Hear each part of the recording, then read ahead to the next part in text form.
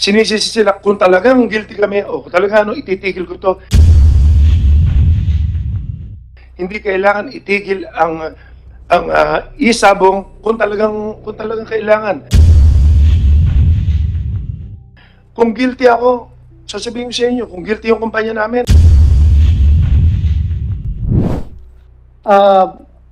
You're raising your hand, Mr. Charlie Atongang. Yes, Your Honors. Huwag lang masyado mahaba, ha? Yung, okay. Sasalita po ako sa dalawang bagay. As Lucky 8, inamin ko po, nasabi ko sa inyo, kailangan, pasensya ka, hindi ako narating noong nakaraan dahil kita niyo ng boses ko, tsaka lagi ako inuubo dahil nagka-COVID ako noong nakaraan. Pero, excuse me, negative ka? Negative. May side effect ang ano. Thank you, thank you. Anyway, Continue. as dalawang klase, Lucky 8 at saka as gaming consultant ng mga sugal, makakapagbigay ako ng idea rin sa inyo. As Lucky 8, owner of Lucky 8, mamaya sasabihin ko sa inyo lahat to para magaydan lang. Parang ano na eh, ang Lucky 8, parang ginano nyo na guilty eh. Hindi naman trial by publicity, papatunayan ko sa inyo na may conspiracy rito. Okay? Wala kaming kinalaman dyan, patutunayan ko sa inyo ang conspiracy. Tignan nyo muna, sino ang totoong may-ari ng Lucky 8? Ako. Hindi kasi pwedeng maging may-ari rito ang abogado kailangan dito. Ang kailangan dito, at least may gaming na alam ka na maski sa anong sugal o power ka man lang sa gobyerno. Hindi ganoon. Huwag na tayo magtago sa kalokohan. Maging totoo tayo. Gusto ko malaman, hindi ako mahilig sa pera. At huwag nyo nang kawawa naman ng PACOR, kawawa DOJ. Ako makapagpaliwanag kasi gaming, mapapaliwanag ko sa inyo. Sinisisi sila kung talagang guilty kami o kung talagang ititigil ko to. Hindi kailangan itigil ang isabong kung talagang kailangan.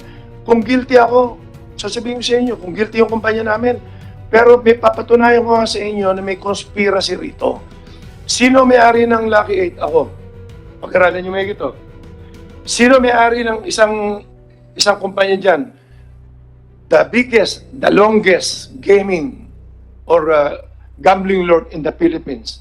Alam niyo na kung sino yan. 30 years na may higit yan. In fact, sinasabi pa niya na hawak niya mga presidente lagi. Sabihin mo kung sino. Huwag kang, Pineda, alam ko, bahala na kayo dyan, kung sino man yan. sige. At pang-level Yeah. pa ako. Sige. Okay. Ang isang may-ari, congressman naman, kaibigan ko. Ang isang may-ari, ex-congressman. Ang isang may-ari, mga mayors naman, lahat to, nagsasabong lahat to. At Yeah, lahat for the record, kung may sinasabi ka, mamaya sabihin naman nila ng congressman na nagamit mo itong committee para siraan sila. Gamitin Your Honor. Pakisabi na rin yung pangalan. magkakaibigan For the kami, record. magkakilala kami lahat. So, may pangalan ka. Sabihin mo yung pangalan. Well, Para, alam natin ang legality na mahirap patunayan kung sino na. Basta sasabihin ko lang po yung kasi yan, sa inyo na rin ang galing na meron tayong batas na sinusunod. Kapareho niyan. Nag-iimbestiga pa tayo, guilty na kagad ang Lucky 8. Bakit hindi natin tignan ng conspiracy? Trial by publicity. sandali, sino nagsabi sa'yo na guilty ang laki? Hindi, sinasabi niyo po kasi na suspindihin ang Lucky 8. Bakit Lucky 8 lang? Bakit? Mali po kayo. We are not singling out Lucky 8. Kanina, Lucky 8 lang. Please listen to me. We are not singling out Lucky 8. Yes, Your We are recommending for the cancellation of the permit to license to operate of the 7 licenses as provided by PAGCOR. Kaya hindi po single out yung Lucky 8. Anyway, wala po tayong problema. Kung talagang, kami mo mismo titigil. Kapareho na sabi ko, hindi ko after dito, ang gusto ko lang makatulong sa tao, mahal ko ang Pilipinas, mahal ko ang gobyerno natin. Ang kinikita po namin, tinutulong namin dito more or less, sa operation namin, nasa 1 billion na. Ang kinikita namin, pinamigay ko na lahat yan. Sa dialysis program lang namin, 225 million na, 50 na po pinapadialysis, 50,000 ang pinapadialysis namin. Really, mamaya ko na po babasahin to, tapusin ko lang po yung Mr. Chairman, sorry to interrupt. Para Senator Mr. Atongang, Minority Leader, Meron pa po isang importante for remark. a while. May interjection lang si Minority Leader. Just one question. Come on, break. Just one question, Mr. Chair, if you will Yes. permit. Since the resource person has mentioned that he is the owner, he admitted he's the owner of Block 8, he mentioned that there are other licensees. Would the good resource person be able to state on the record who are these licenses of Isabong? Yes, we can do that. Sinabi niya. Yes, Oh, we can yes, do that. We can do that. Yes, if he can enumerate. Yeah, there is a request coming from Senator Drilon that kung sinabi mo mga pangalan, bigyan mo ng mukha, bigyan mo ng kung sino yung congressman, sino yung ex-congressman, sabihin mo na for the record of this committee. Kasi nagsabi ka naman, inamin mo naman na ikaw ang laki, then yung iba, pangalanan na natin. Okay, ganito. Okay. Please go ahead. Ang alam ko rito, 6 kami na magkakilala rito. Okay, number 1 ako. So, number 2, Tebong Pineda. Number 3, kila Congressman Tebes. Number 4, hindi ko na alam yung mga kumpanya nila. Kay ex-Congressman Patrick Antonio. Number 5, kila Mayor Ella Nagaño. Number 6, kila General Cascolan, plus 86. Masyadong mahirap, mabigat. Kung titingnan nyo ang conspiracy rito, makikita nyo itong laban na to. Your Honor, nasabi ko naman, hindi ako, well, total, delikado rin naman ang buhay ko dyan. Bahala na, kung ano man mangyari dyan. Papunta na rin kasi sa senaryo na talagang gusto nila, kasi 90% sa income ng Sabong, sa operation, 90 to 95 kami yun.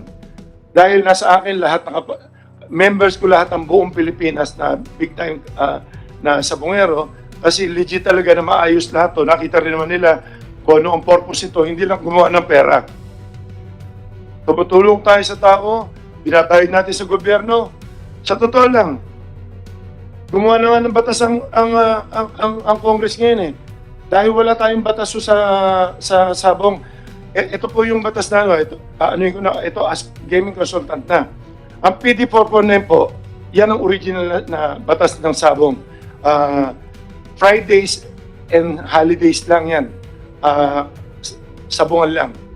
Noong 1994 yan, 1974, na-amendya ni Presidente Marcos bago sa buong PD 1802. In-amend siya 1802, tapos after few months, pinalitan na 1802-A, 1981, ginawa niyang Sundays and holidays and regular days. Yan yung tinatawag ng mga pintakasina. Ang pinakahuling batas ng Sabong.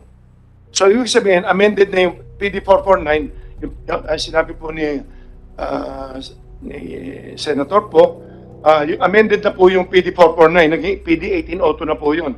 Doon po tumitigil at nagkaroon lang na isa pa na Republic Act 7160 noong 1991. Ipinasa sa local government ang paglilisensya at saka pag-aayos ng pag-i-issue ng license and pag-control ng cockfighting inside cockpit only. Doon pumapasok yan. Ngayon, yung pinagtatalunan natin na ang PAGCOR ba may karapatan na gumawak ng Sabong?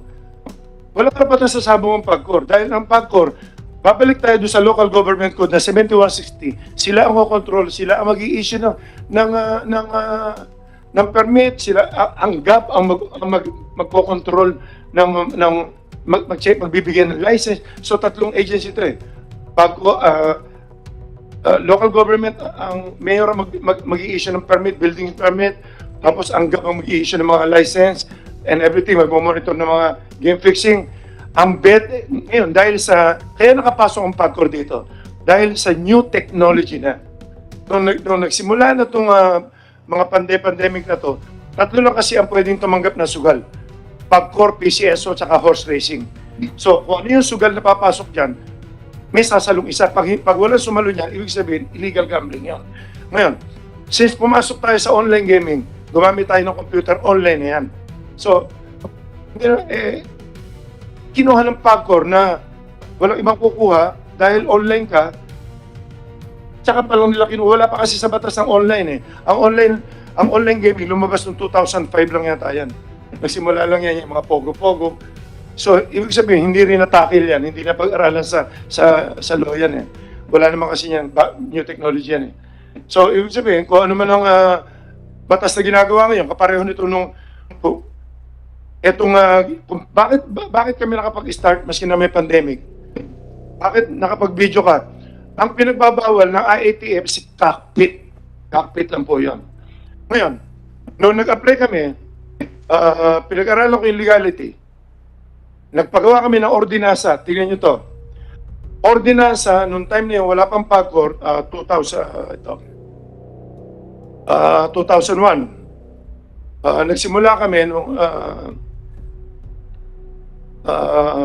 ordinansa ng Manila, Lipa, tsaka Santa Cruz. Nagsimula lang kami sa Lipa, tsaka Santa Cruz.